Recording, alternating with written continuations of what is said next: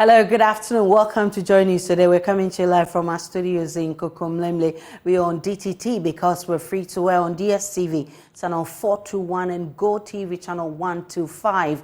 We are your home of independent, fearless and credible journalism. Coming up this afternoon, Ghana Airport Company fined 200,000 cedis for failure to provide JoyNews with information on the Frontiers contract.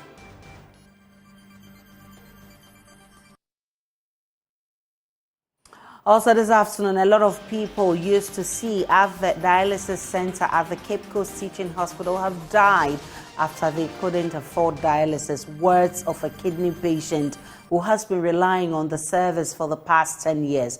Details as a Kolebu Teaching Hospital says it will be forced to shut down its renal unit if it does not increase the cost from 380 cedis to 765 cedis.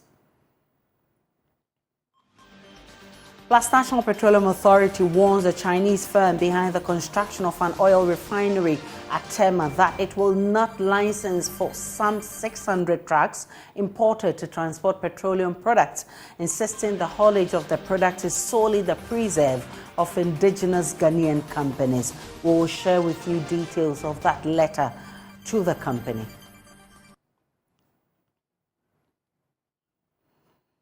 And nobody will beg pampered child Alan Tremontaine to return to the NPP. Wale MCE rages as he warns party leadership against any back-channel arrangement for his return.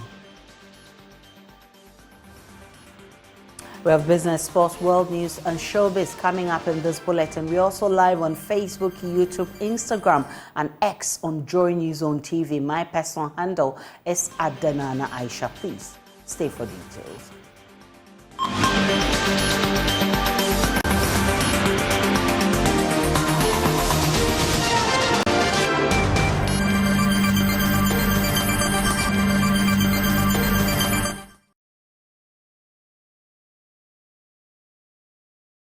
The Ghana Airport Company Limited has been slapped with a hefty fine of 200,000 cedis by the Right to Information Commission for failing to comply with directives to provide access to information to JoyNews. JoyNews' head of research, Raymond Aqua, who commenced this request for information, joins me in the studio with more. Raymond, good to have you.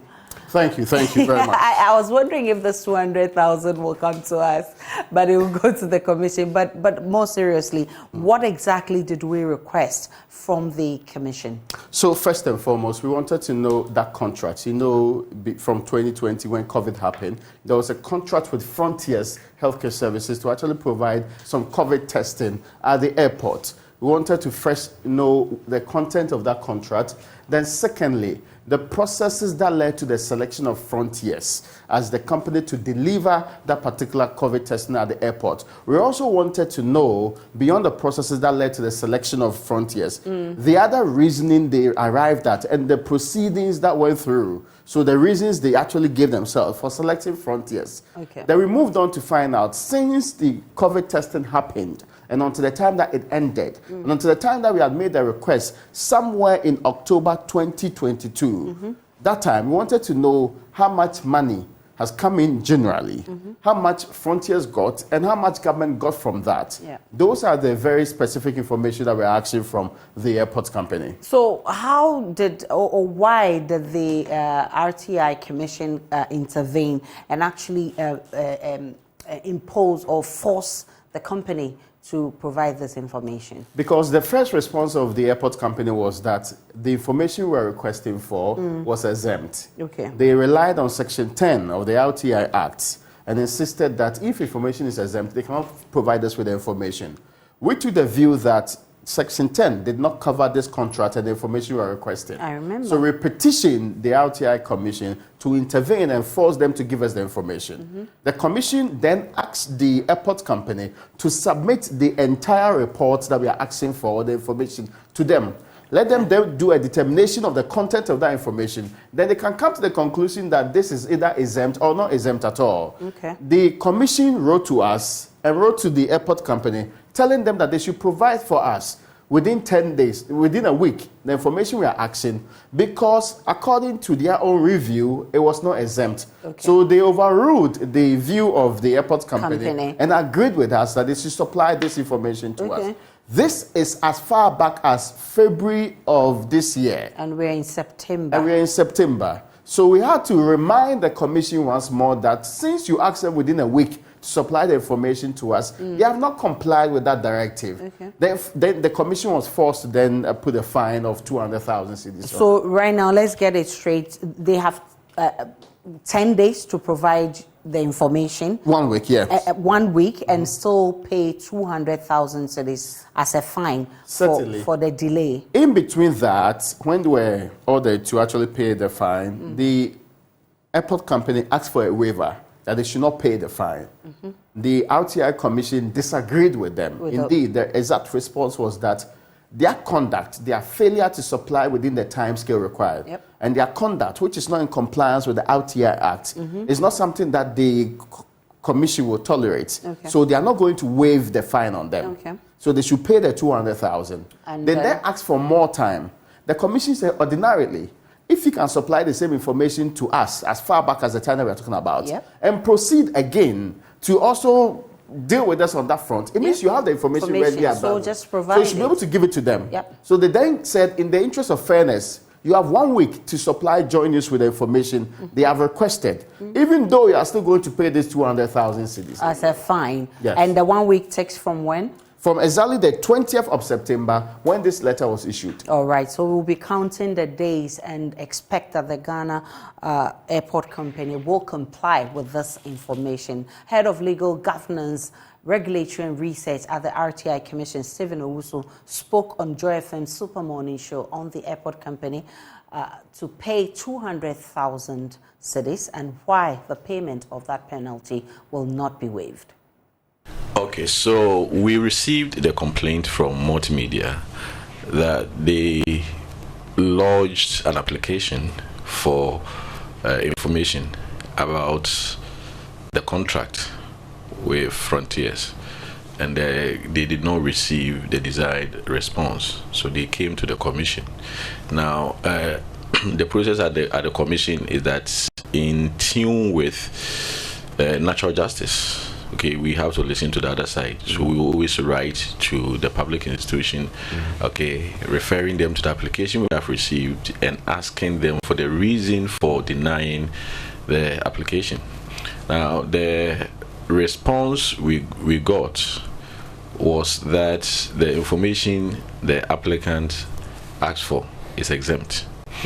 Okay, so we did a further correspondence and said that, okay, furnish us with the information, because we have the powers under the Act to request for any information from any public institution for purposes of examining to ascertain if it is exempt or not. So furnish us with the information. They furnished us with the information, and we went through the books submitted to us, and we were of the view that no part of the information submitted to us was exempt from disclosure. So we made an order, we gave a directive that after examining the information, we do not think it is exempt. So away from that, a lot of people used to see at the dialysis center at the Cape Coast Teaching Hospital are no more because they couldn't afford treatment. These are words of a kidney patient who has been relying on the service for the past 10 years. Thomas Khan says the increase in the cost of dialysis treatment from 380 cedis to 765 cedis by the Kolebu Teaching Hospital will make life unbearable for persons with kidney conditions. We'll hear from him shortly, but first, in a video that has gone viral, one of the protesters who spoke to Maxwell Agbagba at the Occupy Julobi House demonstration at the weekend said she was protesting for a better healthcare system. She said a 24-year-old man had died that morning after his father, who was a teacher for 30 years, could not afford the cost of dialysis treatment. Maxwell Agbagba has more in this report. It is afternoon. Thousands of young Ghanaians have partially shut down the capital after blocking the main road with their protest. They, among others, demanded an end to corruption, unemployment and mismanagement of the economy.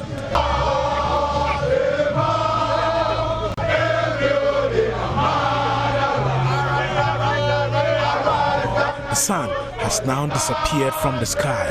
As it starts to get dark, the crowd becomes agitated, demanding the removal of barricades so they can demonstrate in front of the Jubilee House.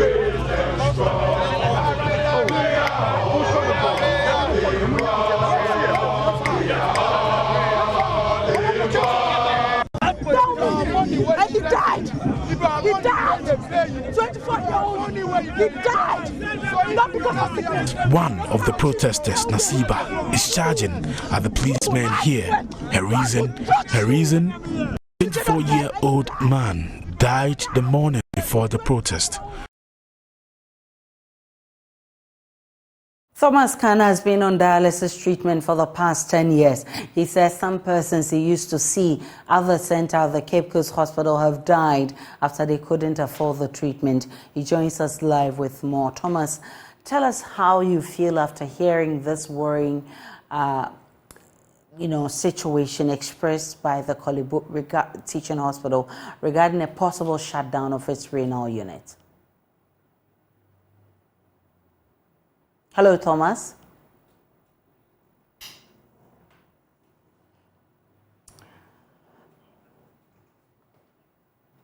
Right, we'll try and get Thomas to join us with more about how he feels hearing that the Kolebu Teaching Hospital will be forced to shut down. I mean, according to the Kolebu Teaching Hospital's PRO, Mustafa Salifu, the hospital will be forced to shut down its dialysis center if it does not increase the cost of treatment from 380 cedis to 765 cedis.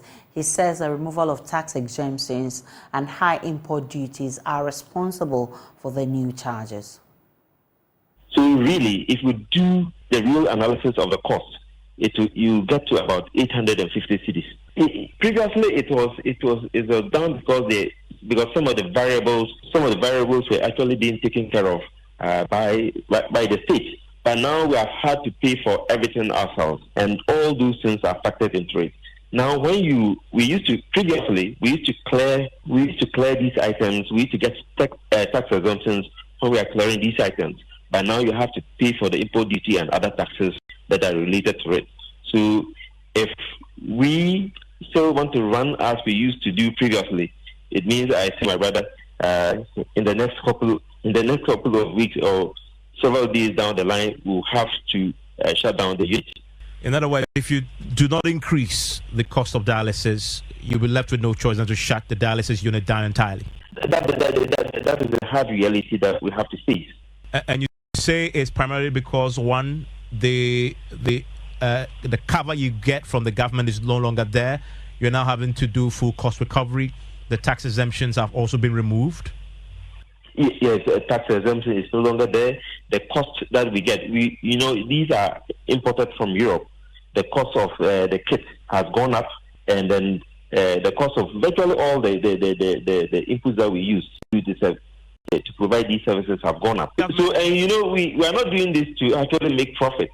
We want to provide a service to patients. So what we have done, as I mentioned, when we did a real assessment of the cost, taking all the inputs that we need to buy, we need to procure to provide the service, it comes to about 850 Ghana cedis. But we need to cushion the patients a bit.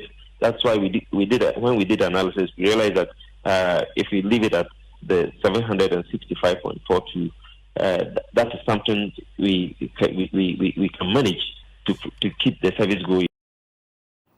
Let's now get some education on how the disease develops. Early this year, I engaged Dr. Samuel Eduajen, a medical officer at the renal dialysis unit of the Kolebu Teaching Hospital, on how to maintain a healthy kidney. He tells us about the causes, among which is malaria. There are so many causes of kidney diseases. I would break it into two. First of all, we can have an acute kidney injury or acute kidney failure And then we have the chronic kidney failure or chronic kidney disease. So any condition that is able to cause a reduction in the blood flow to the kidney can cause kidney disease. So if someone has an infection, it can also cause kidney disease. If there is a reduced blood pressure or extremely high blood pressure in an acute state, it can also lead to kidney problems. Aside that, you can have infections.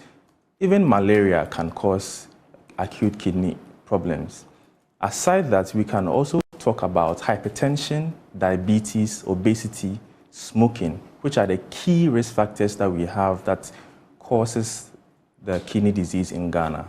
So concerning lifestyle is the driving factor that leads to hypertension, diabetes, as well as obesity. And so if someone is taking a lot of saturated fat, that can lead to hypertension. We can now speak with Thomas Khan, who's been on dialysis treatment for the past 10 years. He says some persons he used to see at the center at the Cape Coast Hospital have died after they couldn't afford treatment. He joins us live. Thomas, tell us how you feel after hearing this worrying story expressed by the Kolebu PRO that there's a possible shutdown of its renal unit.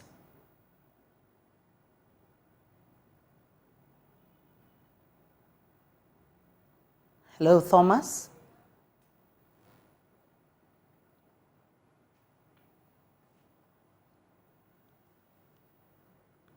Hello, Thomas, if you can hear me. Right, so there's a bit of a connection challenge. Definitely something we'll bring you in our subsequent bulletins. Let's get on to other stories, and the National Petroleum Authority is warning the Chinese firm behind the construction of an oil refinery at Tema that it will not license some 600 tankers imported to transport petroleum products across the country. The Chinese company Century, according to the NPA, will be violating the local content law if it engages in the haulage of products refined by the entity. The Tanker Owners Union has already warned they will stop the transportation of oil products if the regulator does not stop. Here is a member of the union, Kwame Jantua. You know that quite recently, a new refinery was built by the Chinese in Tema, next door to the Tema oil refinery. And we have no challenge with that. But then we realized that they have brought in 600 tankers. They're saying they're come to haul their product into other OMCs. And we were asking, does MPA know about it? Because for anything like that, MPA should be aware. The excuse they gave was that the refinery that they built, how they load the refined petroleum products into the tanker, they do it through the bottom and not through the top. And that most Ghanaian tankers do not have bottom loading. But that is not true. Nearly 90% of tankers in Ghana have both top and bottom loading. So what is their intention? Why have they brought these 600 in? And we are of the opinion that they have brought it in to do haulage. And the challenge is that they can undercut because they are producing. They can undercut. And once they undercut, that means they are competing with other petrol companies. And then the next thing you see, they'll have their own petrol garages, and gradually they take over. They have the money to bring in 600 trucks because they say the loading system is different. The NPA has been responding to the concerns of the tanker owners as well as the operations of the Chinese company Century. My colleague Elton Brobe has been sharing details. This is dated the 25th of September 2023 and is addressed to the Chief Executive of Century Refinery Limited. The NPA says that it has come to its attention that Century has imported a large number of bulk road vehicles, those are the tankers, into the country for the transportation of petroleum products. Additionally, the NPA says they've noticed that the configuration of the loading gantry at the refinery can only accommodate bottom loading instead of top loading or both. This configuration, according to MPA, would mean that about 5,000 BRVs in the country will not be able to load from the country. And this situation, according to the MPA, has already created uneasiness among stakeholders in the petroleum downstream industry. And it says that the entry of Central into the domestic market in view of the refining capacity means that Central may be producing approximately 50% of the domestic petroleum product requirements of this nation. Therefore, disenfranchising existing local players with over 5,000 BRVs will create a very unfair competitive environment in the industry. And they also quote Section 43 of the National Petroleum Act and also the local content law, which reserve this sector of the economy to indigenous Ghanaian companies. And the MPA ends by saying that we wish to advise that as per the above policy, the authority will not be in a position to license your bulk vehicles to transport petroleum. Let's now go back to our earlier story where the Kolebu Teaching Hospital is hinting that it would have to increase its fees for dialysis treatment from 358 to 765 cedis, or else it will be forced to shut down the renal unit. We've been joined by Thomas Khan, who's been on dialysis for some time now. Thomas, how do you feel about news that the Kolebu Teaching Hospital would have to increase their fees or shut the renal unit? Good afternoon. In fact, that news came to us as very shocking and very heartless. We feel whoever took that decision is a heartless decision, because already just around the 380 and then 350 cities that some of the units are paying was even a difficult situation for us. And then we wake up and we are being slapped with such an increment. It's almost equal to just announcing that all persons living with kidney disease should just get into the hospitals to be injected so they can die. In fact, this is heartbreaking. I have to tell you the truth.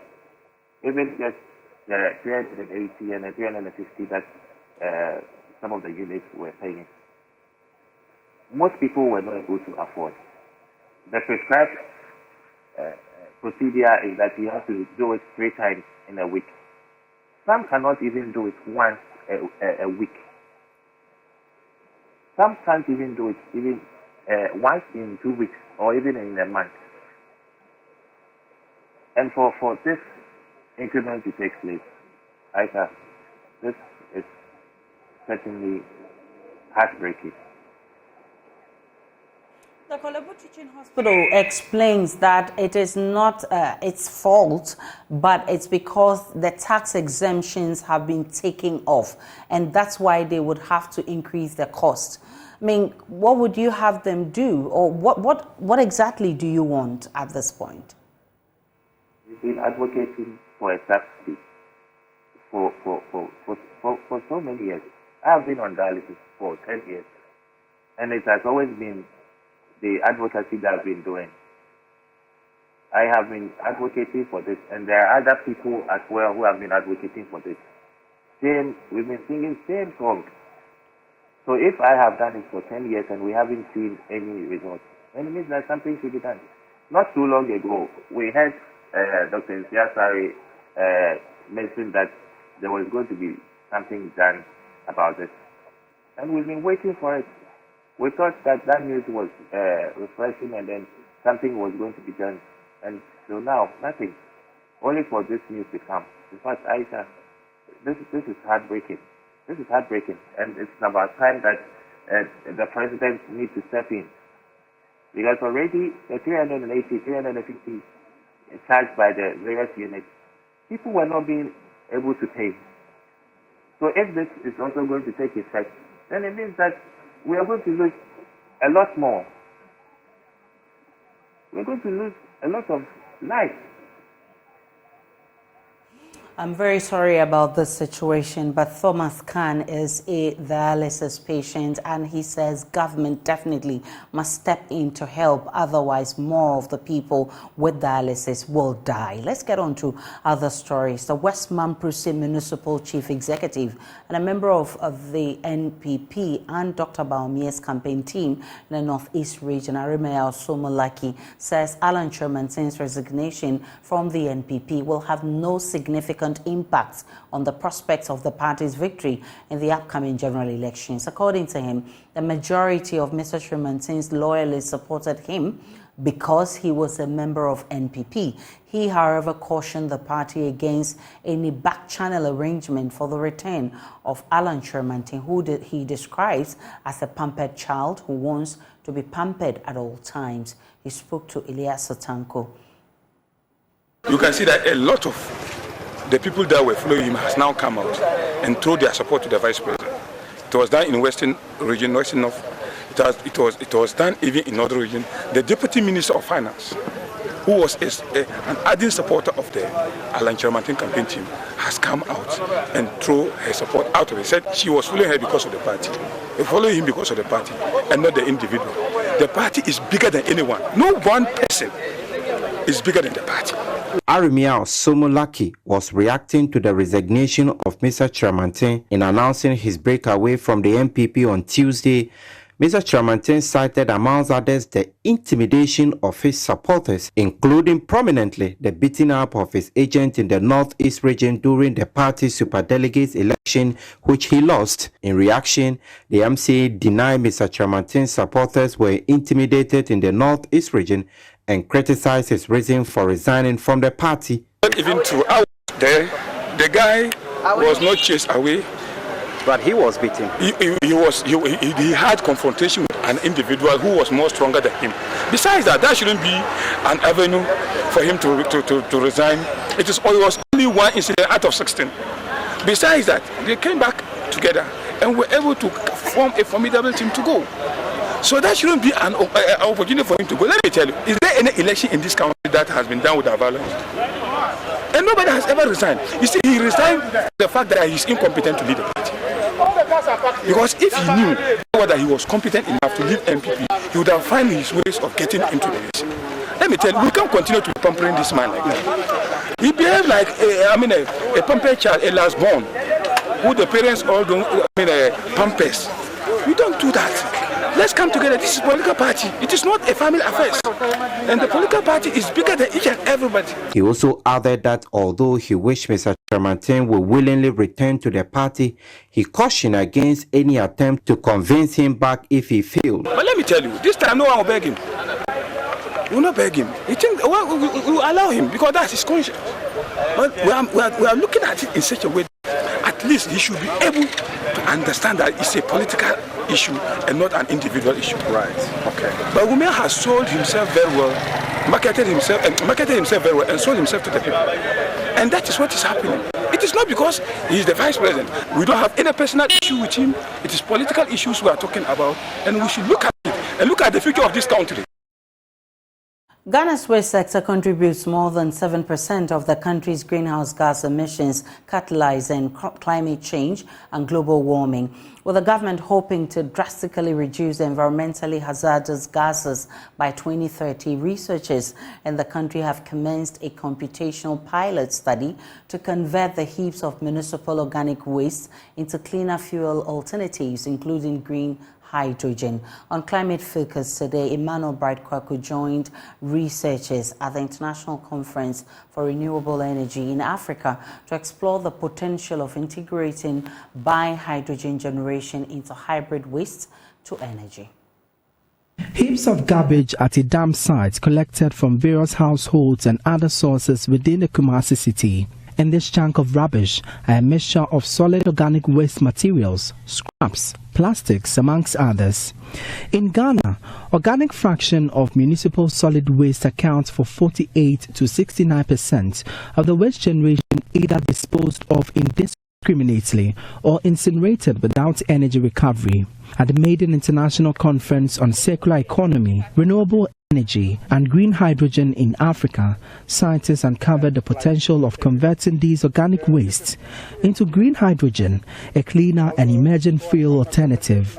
Ghanaian researchers at the Institute of Industrial Research under the Council for Scientific and Industrial Research have commenced a pilot study at a hybrid waste energy plant at Jankoba in the Ashanti region. Dr. Mutala Mohammed is a principal investigator. The project is to be able to convert organic waste into biogas, and we are supposed to do about 100 to produce 100 kilowatts of energy. That's biogas from the organic fraction of the municipal solid waste. And in doing so, because it is a pilot plan, as researchers, we wanted to actually go further to be able to see how we could actually convert the biogas from organic waste further into hydrogen. So currently there is a pilot sort of like facility at the place, and the infrastructure is actually being put in place to be able to produce the hydrogen from the biogas that will be produced at the place. We're still live on Joy News today. Let's take a break. When we return, there is more.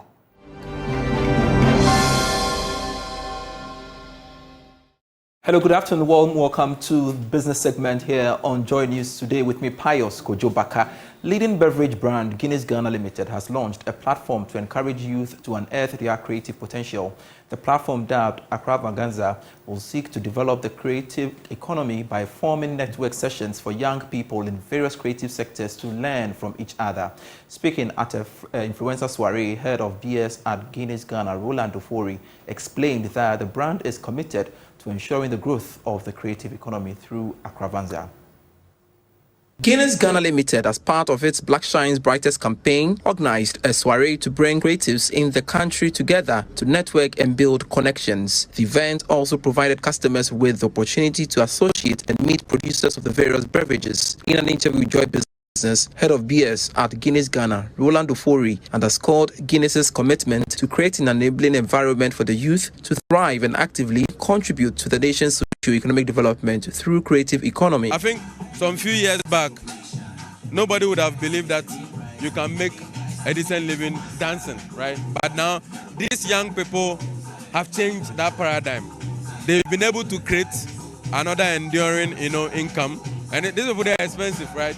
And that kind of tells us that, listen, sometimes you need a brand like Guinness, who, especially in the midst of, a very youthful population in Africa and in Ghana as an extension, whereby it is very difficult for there to be enough jobs being created for them, to just encourage them. It is okay to want to experiment on your God-given talent, and there's a brand like Guinness that will support that cause and give you the platform, partner with you to fully express, make a decent living for yourself. Most importantly, also encourage that young person out there who is also confused about what the future holds for them, but knows that, listen, if it is possible for the likes of Ziggy to make a decent living from their passion, I can also maybe develop my passion around music. The Guinness Accra Vanganza is aimed at promoting culture and overall economic development. Marketing professionals have been entreated to look beyond making just profit in their organizations. According to market professional and author of a book dubbed Why Go for Crumbs If You Can Own a Bakery, Roland Ofori, marketers, according to him, should explore opportunities to ensure sustainability in the operations. He spoke to Joy Business at the launch of his book. The book talks about how one can shift his or her mindset from scarcity to abundance and start living the life one truly desires. It helps to break free from limiting beliefs and empower you to take bold action towards your goals. Roland Ofori explained that there's the need for resilience across all sectors. In this era, the only constant thing is change, right? We found ourselves in a very strange era of, volatility, uncertainty, ambiguity, right, and complexity. And during these times, people are looking for purpose. People now go beyond, just nice advertising. They want to identify with brands that have a purpose. And research has shown that 92% of consumers will align themselves to brands that represent, their beliefs. So today, things around sustainability, how we take care of the environment is key to even the young person, right? Example is the likes of the Greta Thunberg. So I believe that brands and firms owe that duty of care to take a step back and say that beyond selling and making profit, how are we driving the narrative in a very positive and progressive way so that we all make the society we find ourselves better than we came to meet it. The marketing professional also called for more collaboration.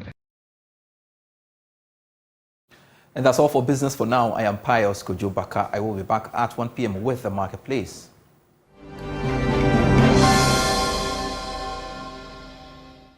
It's time for a dose of sports here, and we'll throw the focus on the Black Queens, who will face Namibia in the last round of qualifying for the 2024 Women's Africa Cup of Nations. Now, this follows a comprehensive 12-0 aggregate win over Rwanda.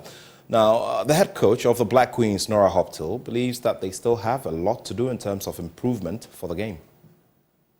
We had the first away game 7-0 in Rwanda. So I think our objective today was to stay humble, to stay earth-taking, to take this game from the 0-0 on. At the moment, a lot of people ask me, how much do you score this time?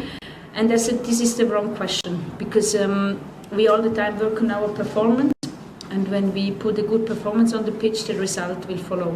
So we just released all those result thoughts of our minds, and there were plenty of things to work on still. So we worked on our rest defense. What is happening when we lose the ball? We worked on where do we need the delivery of the crosses to put it. So all the time, this is our mindset. We are very hungry. We always want to develop and proceed our performance. Well, let's talk some boxing now. And the Ghana Boxing Federation's president, Bernard Quartey, has revealed that the Black Bombers failed in Senegal to qualify for the Olympics because they found it difficult to understand international rules. Now, 12 boxers who represent Ghana at the qualifier in Dakar were unable to qualify for the Olympic Games, which is happening in Paris next year. According to Quartey, this is due to the lack of internationally certified coaching referees and judges here in Ghana. I was monitoring everything as a president of the Federation, because at the end of the day, what we pray is to make sure we qualify multiple boxers to represent Ghana. Very well. Like we did in the same Dakar for Samuel Techi to be able to win bronze for Ghana. I realized that there are some finishing tactics that we should be able to overcome. So it was there that I realized that no, there are some mistakes that our boxers were actually committing. One has to do with the rules and regulations. And the rules and regulations, I earlier told you that we have a serious challenge, because in Ghana, we can tell you we have a local boys, referees and judges. But to understand or to let you know that they understand what do I say, the international rules and regulations is something that I can tell you for a fact that we have a serious challenge there. Well, that's it for your sport for now. I'll be back at 2 p.m. with some more details and some more stories from around the world. And of course, we'll bring you some analysis as well on sports today. You stay well. My name is Nathaniel Atto, and I have love for sport.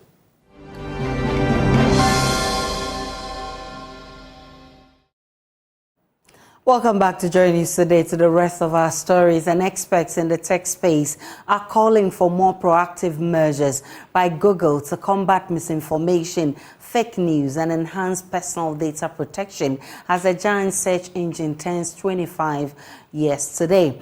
Google was officially established on September 27, 1998. The tech giant said in a blog that its journey began when doctoral students Sergeant Brian and Larry Page met at Stanford University's computer science program in the late 1990s. Well, today, Google is being used by people from all walks of life and at all levels, including students and the working class. So as the tech giant turns 25, we ask, how beneficial has Google been to you and what can improve? We'll hear from the experts shortly. But first, joining us via Zoom is ace journalist and CEO of Influencer Africa, Israel Lai, to share his experience of an age with little or no Google at all and how it has subsequently greatly influenced this work over the period. Great to have you. Easy, baby. Good to see you too. So tell me how it was when you started as a journalist without Google compared to now with this powerful search engine. Okay, so Google was around all the same, but except it wasn't as powerful as it is now. So you couldn't do much with it. There were few searches that you could do, those meta searches that you could do, because we do.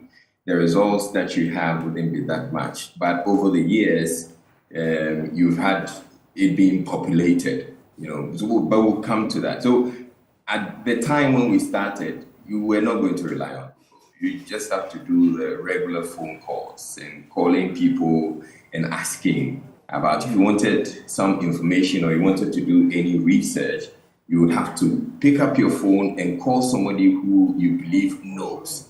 And then the person is going to share whatever knowledge that they have with you. But it wasn't a case where you were just going to go on Google and you key in, put in some keywords and then something.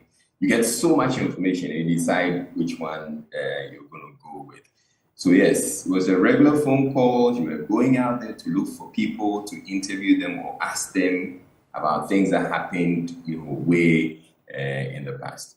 And fast forward now, how has it been beneficial to you as a journalist, for instance? Oh, there's been a transformational improvement in what Google can offer you.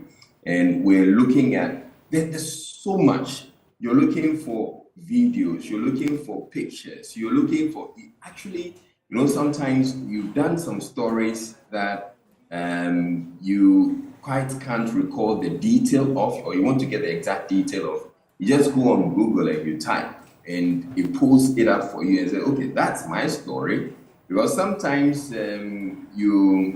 of course, you would have done stories, you would have backed it up and all that. When you were asking for the IT people to help you pull out some stuff, then it becomes a challenge. But then, Google has made it possible that you just go online, your own stories that you have posted, and then you can pull them up and get whatever you're looking for. You're looking for videos, material, that stories that you've done in the past, that you can quickly go on Google, via YouTube, you can pull up those images. Stuff happening around town. You're looking for what's trending. If you go on Google, you can get to do that. So Google clearly has become a very, very, very powerful tool in recent years. In recent times, they're actually adding artificial intelligence to it. It makes it a lot more useful. It's a powerful tool, no doubt. What can improve, Israel? I like the bit about the call for them to see how they can improve the fake news that people put out there. Google is a search engine, and it's essentially pulling material that people have posted on the internet. Now, you don't believe everything you see on Google as it is, because you Google something, essentially anything that you're looking for. If you're looking for answers, you want to find out, does Israelite have a big head? If you Google it, there's somebody who possibly would have said that you have a big head. And so that is going to pop up. And then you're likely to believe that indeed Israelite has a big head. When really, that's not the case. So there's so much information out there, and it would be great if there's a way that the search engine or the people at the search engine can work on it and ensure that we have, we significantly reduce the amount of fake news that people are posted, and inaccurate information that people are sharing on the platform. Israel is ace journalist and executive head at Influencer Africa. Great to have you. Thank you so much for sharing with us. Let's take a break. When we return, it's Showbiz.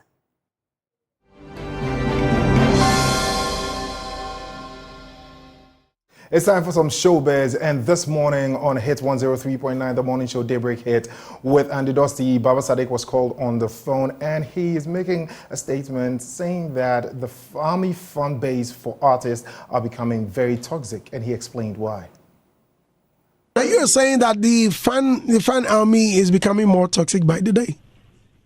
Yeah. I mean, we're analyzing the impact of fan armies, and we're looking at it from the point of the era where they were very good in the music marketing chain. You will recognize that within the last almost every 3 to 6 months, the music marketing terrain keeps changing. You know, it keeps turning around for good. You know, and previously the fan armies were a very good vehicle to amplify a new release or a project by a talent. But at a point in time, the competitive element of it became a bit extreme. I mean, it's fine for fans of different activities to jab at each other. We do it in football. But when it becomes too extreme and too toxic, then it raises eyebrows, you know. I mean, I support a crowd of Fuki Sokota Santi Kotoko. But obviously, I mean, we could go at each other and joke about things and all of those things and all of that. But sometimes when you go on a continental point, we all would be concerned or would want football generally. And that will be it for Showbiz here on JoyNews today. The name is Ibrahim Ben Bako. My name is Aisha Ibrahim. Before we go, there's been an accident in Peking, the Volta region, where several people are thought to have died. Our correspondent Peter Senu is joining us with more. Peter Senu, what can you report from the accident scene? Well, Aisha, this afternoon, Gorison met me when I was traveling for a workshop. So I had to stop and then get involved in whatever was happening. The fact is that a Toyota Haze traveling from Accra, residents say, or eyewitness say, was overtaken. And so almost I collided with these vision buses. I can't get the name right, but these long red buses traveling from Accra to Chinderi. And in the Toyota Haze, if the number is right, 14, 15 people are feared dead because the car has been smashed completely mangled. Nothing, the roof, everything is off as we speak. Police personnel, the fire service, and ambulance are here managing the situation for now. And then we know that about 2 people also died in the bus that was traveling from Accra to Chinderi area. So that is what is happening here at Peki Chibu. All right. Peter Seno is our man on the line there. We'll definitely bring you more on this in our subsequent bulletins. My name is Aisha Ibrahim. Enjoy the rest of our programs.